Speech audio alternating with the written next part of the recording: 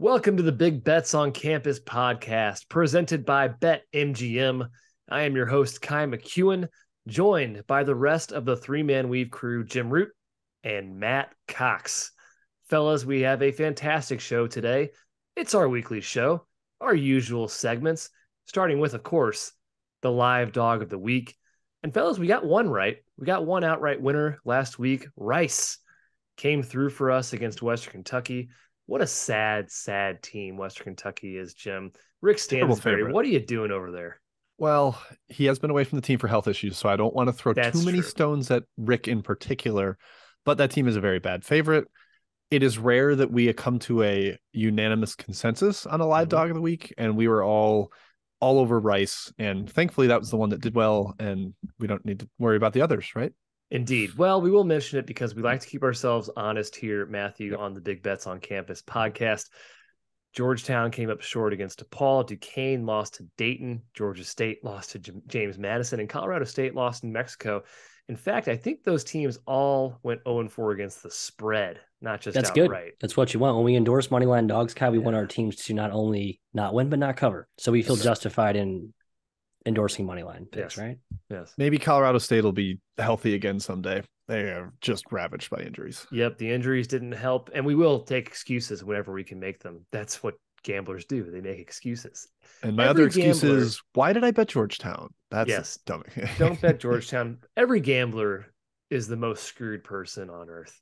Ah, man, I get screwed every game. This always happens to me. The gambler's fallacy. All right. Live dog of the week for this week. I picked a few out here for Wednesday and Thursday. Fellas, as always, please feel free to add some at the end here. Not a whole lot of like slam dunk options, I would say, in quotation marks. Wednesday, though, I'm throwing these out there. See if you guys like it. See if it sticks to the wall. UConn's at Providence. Providence +6 on KenPom. They are in control right now of the Big East. UConn just lost to Xavier. I still think UConn's the best team in the country, but you never know. And then Mizzou +8 at Arkansas. Who says no? The Missouri Tigers continue their streak and beat the Hogs at Bud Walton. What a sight that would be. And then finally on Wednesday, Colorado State, again, +6 at Nevada. We have to know the health situation, of course, of the Rams. There are some A10 Missouri Valley games as well, but those three stuck out to me as options on Wednesday. Fellas, thoughts on those before we hit Thursday? Well, Providence never loses, so why not just go with Providence? That team is impervious to any sort of bad performance right now. Ed Cooley is a monster, and the amp is going to be amped for that one. I believe our good pal John Fanta said he thinks it's going to be the best environment of the season. Wow. Providence going to be blowing the roof off of the old dunk. UConn, maybe if UConn hadn't lost to Xavier, I would buy it, but that does hurt it a little bit that they're coming in there off a loss. I would probably say, Matt, that UConn actually rights the ship. So I'm not actually going to endorse Providence, but of those three, that's maybe the one that stands out most. I'm scared of our Tigers playing a team that's more comfortable in a track meet. Arkansas, very athletic, very solid in that style. And then Colorado State, Tabby Jackson, Jalen Lake, those guys have been out. Key creators, shooters, perimeter defenders, down to 8 scholarship guys without them. I'm nervous. So Providence is the one I'm closest to taking, Matthew, but I'm not quite going to endorse that one. Yeah, 0 for 3 here, Kai. But the closest for me is actually your MIZZOU. Oh, Tigers. Love it. Kind of in the same vein of the 4 losers we had last week, both against the spread and outright, obviously. I think this can go one of two directions. This goes like Arkansas by 20 or Mizzou wins this game. Yeah. So I think the least likely outcome is a Mizzou cover without a win. So I'm looking at money line here. I buy that. Yeah. I don't think my number's going to really set up for it, but it just, this spot screams Arkansas to me.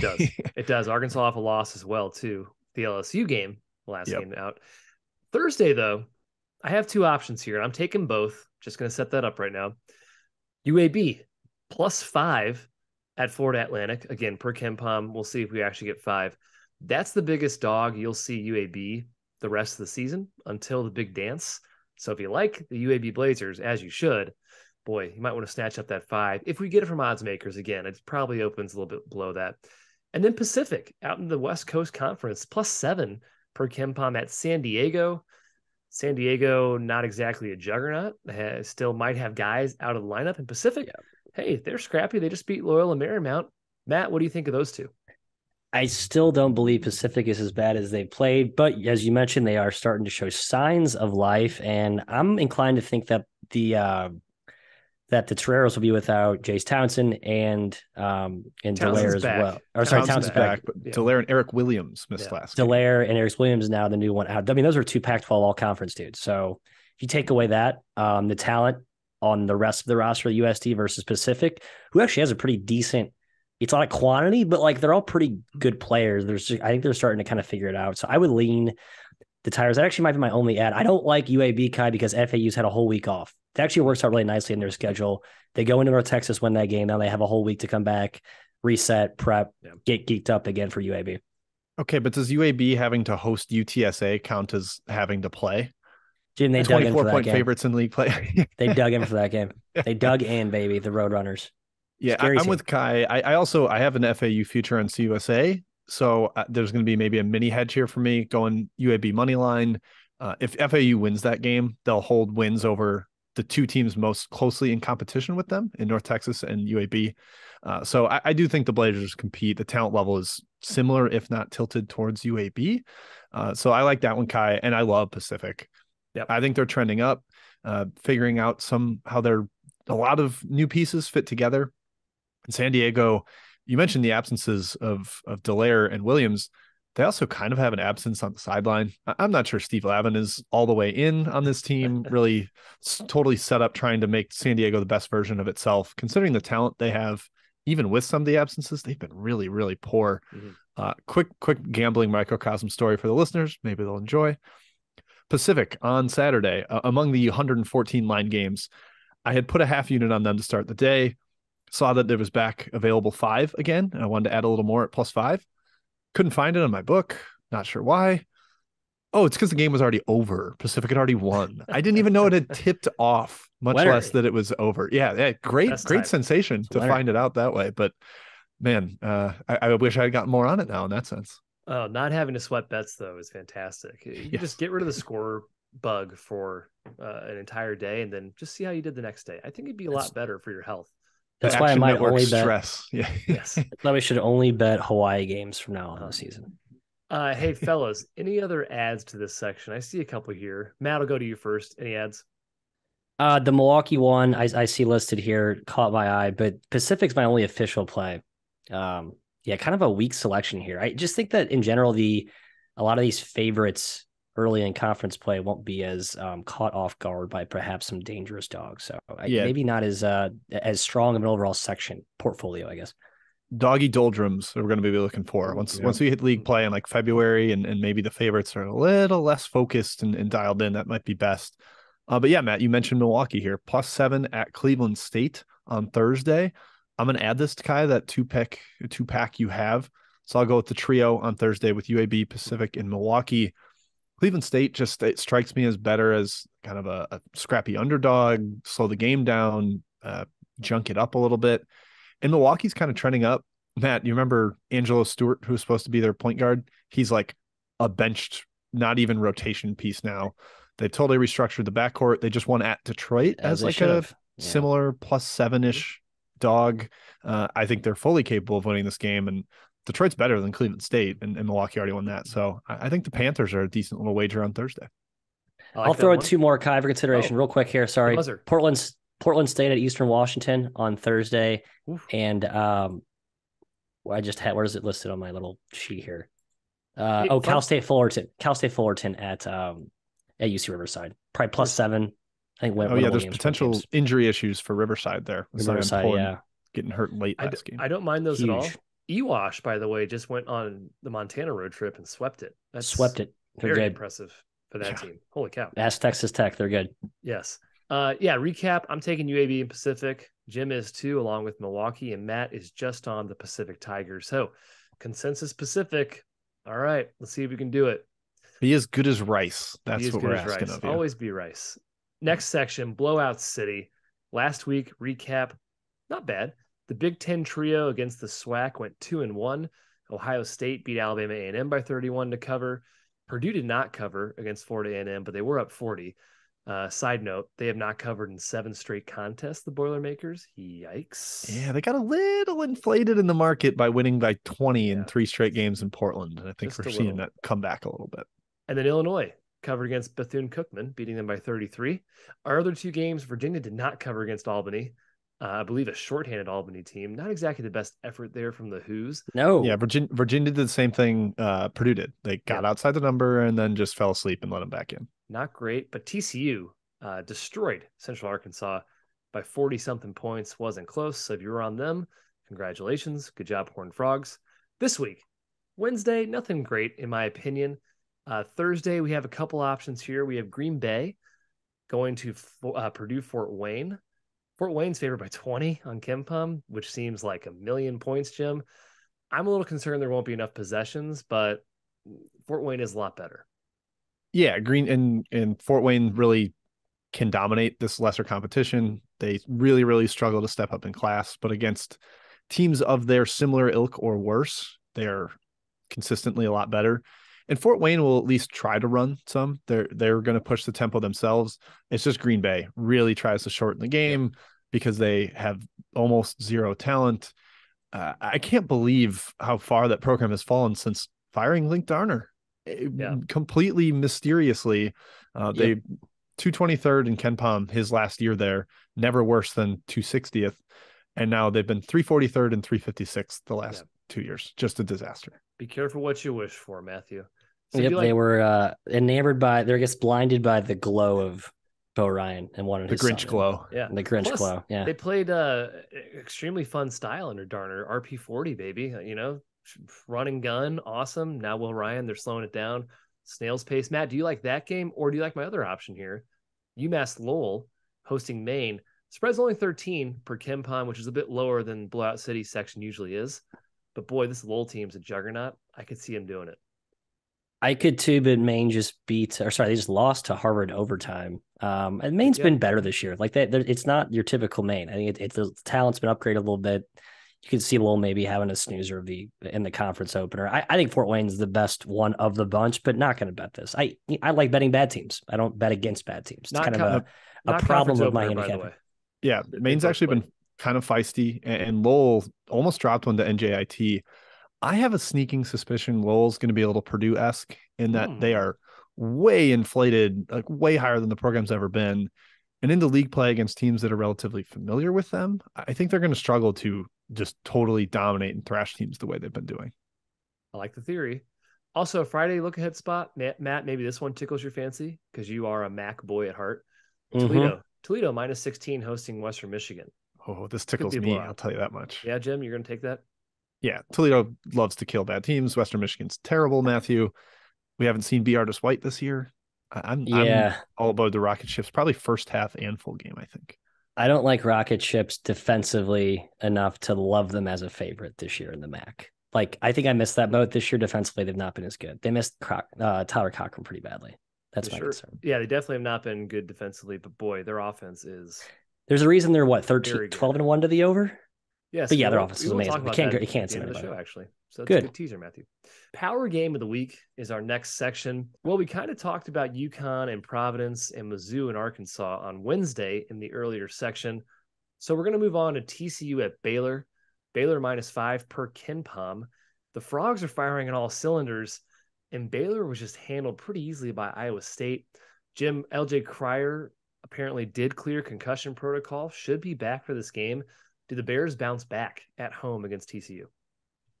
And I don't know. I have some concerns about Baylor. I just thought coming in the backcourt would flow smoothly and they'd have a whole bunch of creators off the bounce and the pick and roll, and teams would really struggle to guard them. But they've had problems. Like at Iowa State, a team that was missing Jazz Kuntz. I know there was no Cryer, but Keontae George hasn't been the surefire All-American that we thought. And TCU's got great perimeter defenders with Miles and Baugh, and even Shahade Wells has been solid in that regard. Mm-hmm. Micah Peavy can probably lock up Keontae George, even though he's a little bit bigger. I think that's going to be a dogfight. I would lean towards TCU. Matt, since those first 3 games of the year where TCU struggled in bye games, they've been like a top 10, top 6-ish team. Yeah. I'm very big on the Horned Frogs as I was in the preseason. And I'm glad that's starting to come to fruition. I would lean towards TCU here. I would lean toward TCU as well. I just, Baylor's ball security has been an issue. Like the guards have talent and cachet and like they kind of have the makeup of what you wanted. We are all like salivating over this backcourt preseason, but I think the injuries and the lack of continuity has kind of disrupted that flow. And honestly, they missed Akinjo. I kind of thought I'd never say that, but he was kind of a steadying presence in the backcourt, and they don't really have that same rhythm without him. I mean, worth noting, they were up early on Iowa State or deep into that first half, and then shots didn't fall, and Iowa State was hot. Still lost by 15, but I don't think that effort was awful by Baylor. I think Baylor's still been good, just not as consistently dominant as the prior versions we've seen in years past. Yeah, the no true point guard I think matters. Like last year when Flagler had to take over and Akinjo was out, it looked noticeably worse, and I probably was too blind to that in the preseason. Yeah, I wish I had taken that more into account. Just history notes real quick. Baylor has not lost at home to TCU since 2018. TCU did beat them at their place in 19 and 20, but not since then. So maybe a little bit history note there to consider. TBD. Thursday, we have 2 Big Ten games to watch. Purdue goes to Ohio State, the no longer number 1 Boilermakers, although I guess they will be in the poll still, as it has not changed yet. They are off that upset loss to Rutgers. Ohio State's unbeaten still in the Big Ten. And then we have Maryland going to, you guessed it, Rutgers, -6 per KenPom. The Knights looking to build off a major win, can get to 3-1 in the Big Ten. And the Terps are off a blowout loss, have stumbled lately. 2-4. Blowout of all blowouts. That was blowout to horrendous. Michigan. Yikes. Michigan off that Central Michigan loss, killing the Terps. Terps are 2-4 over the last 6. A little bit of a dry spell. Matt, either game, you have a lean in either one of them? No lean at all in Ohio State, Purdue. I'll be on I actually might be a Maryland money line guy here. At the rack? I'm not at the rack. Crazy. The rack coming off that Purdue win. Maryland's obviously their losses have been egregious, but I think I've said this before. They've all come in tough spots against an opponent that was like, oh, I'm locked in here. The UCLA game, the Michigan game, obviously. And we both agree that the upside of both UCLA and Michigan are both like in the top 5, top 10. Michigan's been nowhere near that consistently wise, but Maryland got the absolute best punch of Michigan and UCLA debatably that you'll see all season. Still think they're good. I know we have to maybe re-examine the first 3 weeks of the year where they looked awesome. But I think that was legit enough for me to buy them, especially at +6. That's a good price. Yeah. If it's around +6. If it's around +6. I'm starting to get more and more of a believer in Rutgers. The defense is just always going to be there. They're huge. They're rangy on the wing. Omori is such a beast inside. Like their wing core is just an army of like 6'6", 220-pound guys. Like they can throw so many at you, and that might be a little bit of a problem for Maryland, who's a little thinner. Obviously, Jameer Young is smaller. He's going to have Mulcahy draped on him. I think that could be kind of an issue. Maybe even throw McConnell on him and just really try to cut off the head of the snake there. So I'm not as sold on Maryland, although the number might be intriguing if it is 6. I'm kind of feeling Ohio State, though. Purdue backed up there last year when they lost to Rutgers as the number 1 team in the country. They then needed overtime to beat NC State on a neutral. And let's remember, that was a terrible NC State team. Like awful defensively, couldn't stop anyone. And Purdue barely skated by that one. Now they have to go on the road following that loss. I think there's still going to be a little bit of nerves being number 1 in the country. I'm sure Ohio State's going to be highly motivated, still seeing that number next to them. And Kai, I think we've just been a little too low on the Buckeyes this year. I've been very impressed by their offense, and Holtman's probably going to have a great game plan all set up for that one. So I'm going to potentially be backing the Buckeyes and riding that 0-7 ATS streak that Purdue is on.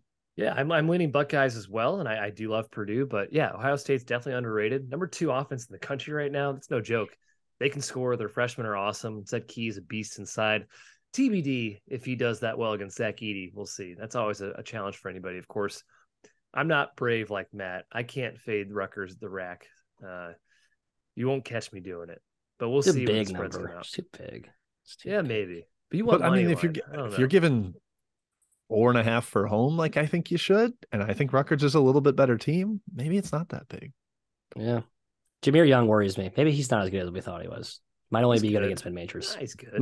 Look at his splits against good teams. I kind of missed that too. All right, next section. Sorry. Next section it is mid major game of the week. I got 2 picked out here. Not a ton of great matchups, I'll be honest. Drake at Southern Illinois in the Missouri Valley, number 2 and number 3 per KenPom in the Valley. Although Drake is just 2-2 in actual Valley play, Southern Illinois is 3-1. Drake is off a tough loss to Missouri State. I watched that entire game. It was not pretty. They missed a lot of shots. This game is going to be a tough defensive battle. Jim, you lean one way or the other here? Well, first of all, I was just surprised that these were 2 and 3 in the Valley. I was like, wait, who's won? What's going on? Who's won? Oh yeah, Bradley is a freaking pretty juggernaut on the defensive end and have ascended to the number 1 team in the conference per KenPom. I lean towards Southern Illinois. I think at home it's going to be a really tough environment for them. They are, to me, the better defensive team. I know Drake is solid on that end, but I just haven't really been totally impressed by Drake. I don't know if we just projected improvement on a core that's really a lot of the same guys. Mm-hmm. They've been banged up a lot. Maybe the upside was with DeVries, but then that takes away touches from Penn and from some of the other guys that we've been impressed with in the past. And SIU, man, I feel like they're more on a mission, Matthew, and they've struggled against Drake in the past, and now they've got them coming to their place. I might be a Saluki there as a very, very short home favorite. Yeah, I kind of lean the other way. I don't really have a great reason. I thought Drake was the better team in that Missouri State game, just like such an ugly overall game that they just happened to come off on the wrong side of. I'm not a huge believer in SIU offensively. Their D is obviously legit, but I think they can go through massive scoring droughts. I just think Drake's the overall more balanced team. Despite the head scratching, loss at Missouri State there. I think they're good. I would lean Drake. I mean, Missouri State lean Drake. I forgot to mention, sorry, Kai, I said they'd struggled with them last year. Southern Illinois lost 60-59 at home to Drake, 62-60 at Drake by 2, and then 65-52 in the tournament, a little more decisive, but that's were there last year. Yeah, Drake could not score against Missouri State. Darnell Brody can't jump higher than maybe an inch off the ground. It's actually pretty concerning when you're 6'10" and you can't get over the rim to shoot the ball. He was blocked a good 8 times trying to get the ball back up. It was pretty frustrating to watch as a Drake backer. Thursday, we talked about UAB, Florida Atlantic. That is by far the best game on the slate for the mid-major realm. So I'm going to cheat a little bit, and I'm going to call the WCC a true mid-major. And I'm going to say Gonzaga at San Francisco is our Thursday game of the week here. We haven't talked about the Zags in a while. They're still good. They're still around. And San Francisco has hung with them in the past under Todd Golden. Can they hang with them again under a new regime? Or is Gonzaga just going to wipe the floor with them? Matt, your thoughts? Yeah, I got to think Gurlefson's going to use the same blueprint that Golden used against Gonzaga in prior years. Now, 2 different teams. A ton of turnover on the Don side of the ball. So it's hard to really just roll out the exact same blueprint that worked. But I think they have a good beat on the Gonzaga offense. They know how to stop it. They typically eliminate transition. There's been lapses in that, I think, in some matchups. That's where they've gotten letting the Zags get like that 10-2, 12-2 run that just kills them. But if they can kind of get out, come out, hit shots early, get a little confidence, get the War Memorial crowd there on their feet, I think they actually can keep this one close the whole way. I think Gonzaga smokes them. I'm gonna go the other way. This feels like the 2021 San Francisco team that really didn't have size. They're playing Zane Meeks at center a lot, and he is a shooter. Like he is not a banger inside. And that 2021 San Francisco team was solid, top 100 KenPom team, just like this year. And they lost by 39 at home to Gonzaga. And that was a much better Gonzaga team, like almost generational offensively. But I think we could see them win by double digits with a massive Drew Timme game and overhelp because he's dominating. And then that opens up the shooters. And we see Gonzaga kind of reascending, Kai, back up into, like, they're not in the KenPom top 10 right now. And I think they're going to find their way in there. I think they will too. I lean their way as well. We'll see what the actual spread comes out to. I still think this team is pretty darn good and a title contender. We'll see how they do in WCC play. Trash Man Pick of the Week is our final section before the Spotlight section. Well, I chose one, guys. It's on Thursday. It's Long Island, a.k.a. LIU, at Central Connecticut in the NEC. KenPom has Central Connecticut a 10-point favorite.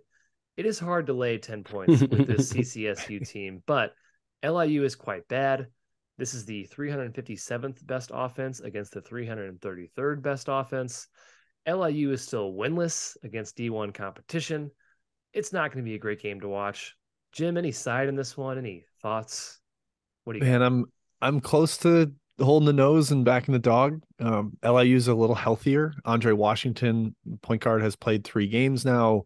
They've had Queon Burns and Trey Wood both back coming off the bench. Like, they're at least competent. Well, maybe competent might be too strong. Yeah, I backed them against Sacred Heart, and they did not cover. Yeah, lost by 18 at home to a team that struggled. But yeah, laying 10 with CCSU feels wrong. I just generally have a feeling we're going to see a lot of NEC in the Trash Man pick of the week. I tweeted this out today, but the projections for KenPom, this is a Tuesday tweet, that there's going to be a 5-way tie atop the league at 9-7 and 2 8-8 teams. That tells you how no one is a standout, like, good team here. I think there's one team barely inside the top 300. This is like a surefire play-in game in the NCAA tournament, no matter what, no matter who wins. Yeah. And so at that point, I'm just kind of tempted to take the 10 points, Matt, because I don't think any of these teams are good favorites. No, they're not. I feel like you just auto bet money lines in this league with teams of 7 points or more. They actually LIU competed with Wagner for like 30 minutes, which was very surprising. Like, Wagner's maybe the second best team in this conference, third best. I don't know where you stand on. Again, ranking the NEC is impossible. According to KenPom, they're the best. Best team. So yeah, not an outrageous take at all. But yeah, the Sacred Heart game, God, I don't know what the hell happened there. Did not tune in. Glad I didn't. Brutal. I would take LIU plus against Central Connecticut. I've backed Central Connecticut like 7 times this year. They've delivered for me 2 times, I think. I don't think they're a 10-point favorite against anyone. They're a whack-a-mole team. Yeah, to Jim's point, one team is in the top 300 in KenPom. It's Wagner. They're 292. This is the worst conference in the country per KenPom, ignoring the independents, behind the SWAC, behind the Southland, OVC, MEAC. It's not a good league this year. It might be worse than some of like the bad MEACs. Like, if your champion is going to be 290th in the league or in the country, you're automatically a 35-point underdog in the first round against if you win your playing game and get to the 16 versus 1 game. It's gross. We move on. Spotlight of the week. We're looking at over and under teams. Are they sustainable? Why are they this way? Why are you the way that you are? Looking at overs and looking at unders. Best records for overs is where we're going to start. Toledo is the belle of the ball when it comes to the over teams in the country. They're 11-1, a 10-point cover margin. Why is this? They play with great pace. They are 22nd in the country in offense, and they are 258th on defense.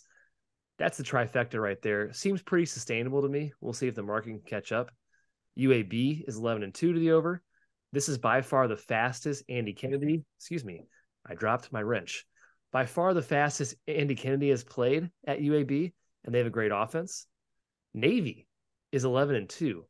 Good offense. Yes. Good offense, poor defense, very, very, very efficiency driven. It's the best offense of the Ed DeChellis era. It's the second worst defense under him as well. So kind of a perfect storm going on with Navy there. And I don't get it, Kai. I talked to him in the preseason, and he's like, yeah, all our guys are on ships and submarines. They don't get to shoot in the off season. How are they efficient? And usually defense is like what's really controllable for them with the changing schemes. This is stunning to me. I can't believe Navy is like a home run over team. It's nuts. 7-point cover margin as well. And then finally, last one here in this section, High Point, 10-2 to the over. This one snuck by me. The main driver here, they're 9th in offensive possession length and 9th in overall tempo. The program's never been near that from a tempo perspective. It's taken the market by surprise, taken me by surprise.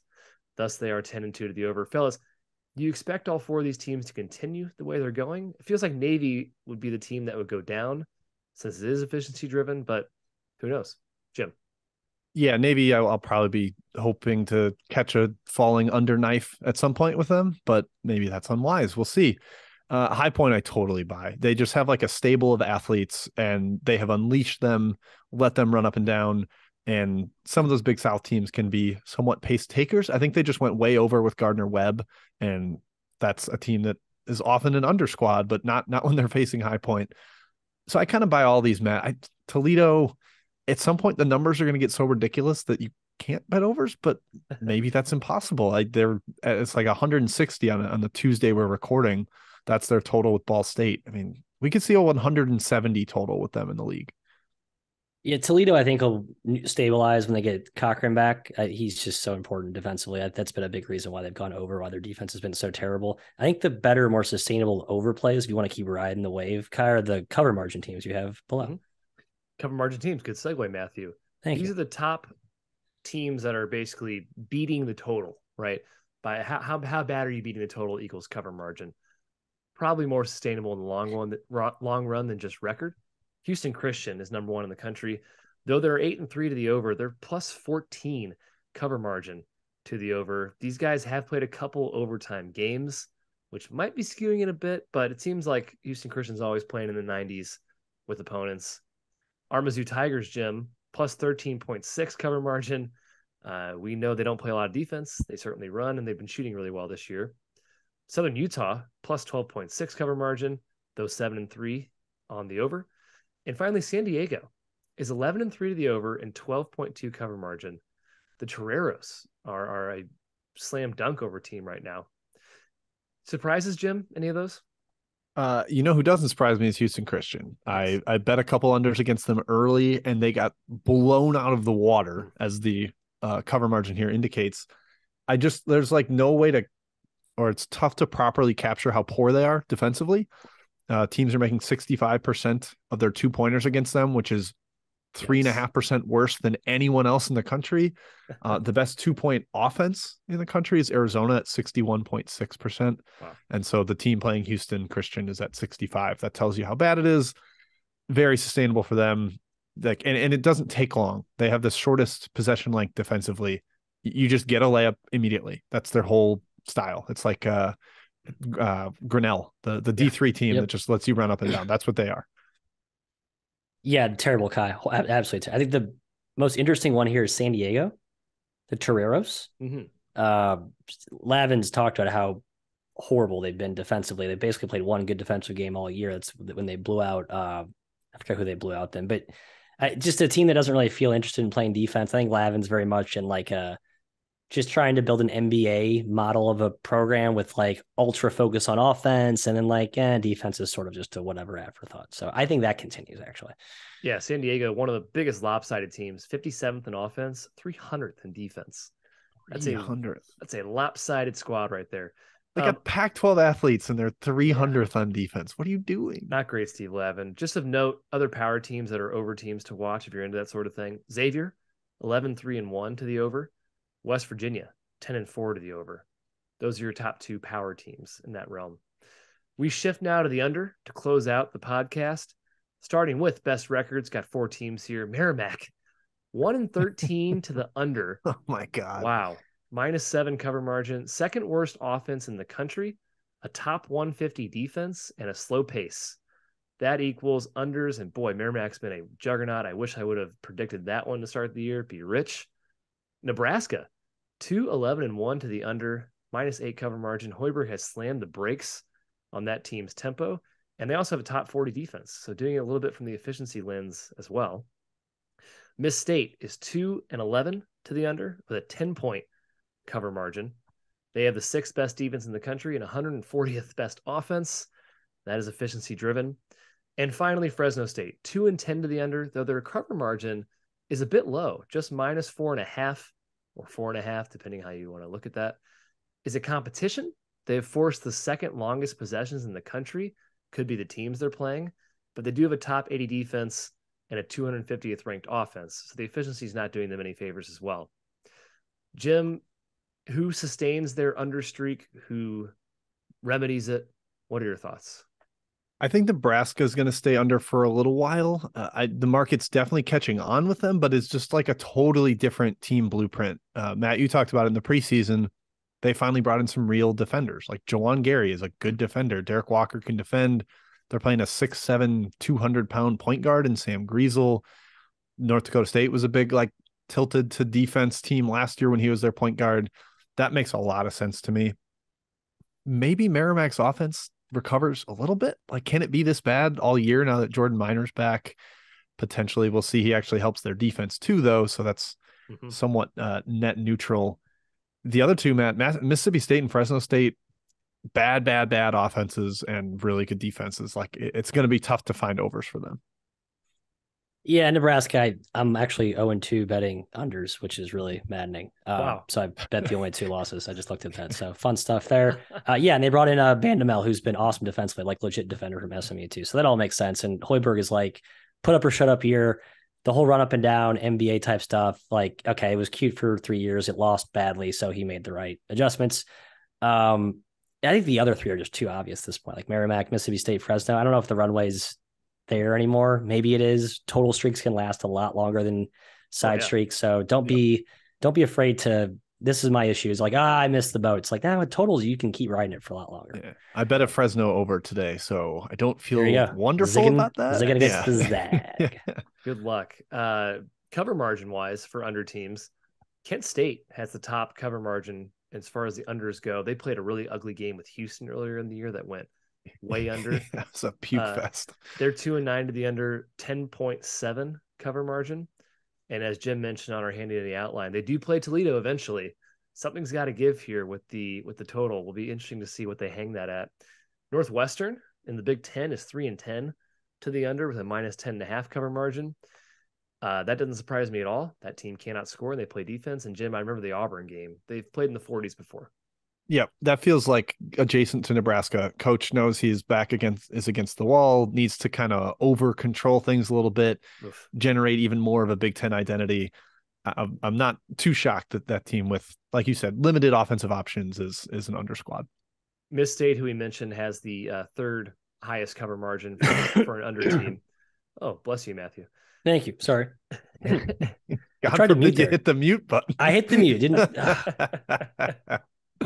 I hope the producers keep that in. You sound healthy. You sound Thank great. And then closing out power teams, we mentioned Mississippi State, we mentioned Northwestern. Two other teams to keep an eye on from an under perspective. Iowa State 3-10 to the under, -5 cover margin, maybe not too surprising.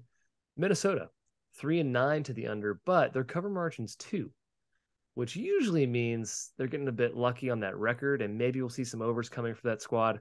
Who knows? You won't catch me betting a Minnesota over. That's all I can say. Yeah, they just had like the one shootout game with Purdue. I guess they had one with Michigan too, and I think those were like really flipped the margin. Mm-hmm. Matt, thoughts on these teams before we sign off? Northwestern, I don't know if that's sustainable. I think they've just suffocated low major, mid major teams. Like they do this every year. They play really well in the non-con against mediocre competition. They're pretty good at beating up on those teams and suffocating their offenses. I don't know if that continues in Big Ten play. And Minnesota, man, we're actually worried about their defense. Their defense really hasn't been that great. It's just been purely a pace issue and an offensive anemic issue. And I wonder if their defense actually starts to, like Northwestern, give a little bit back here in conference play. Boy, Northwestern, I haven't looked at their KenPom stats in a while. 9th. Yeah, their D has been elite. Number one. Again, look at the competition, but true. They're allowing 39% from 2. That is insane. Talking about Houston Christian earlier from their perspective. One team's allowing 65%, one team's allowing 39%. That's a difference. Huge crazy. Difference. Wow. And close to 200 with an offense, which really no excuse there. They have a lot of guys back from last season. They really shouldn't be that bad offensively. But that's Chris Collins. That's Northwestern for you. That does it for Big Bets on Campus. Again, thanks to BetMGM, our sponsors. We are 3-Man Weave. We will be back next week. Till then, good luck on your bets and a happy weekend to you.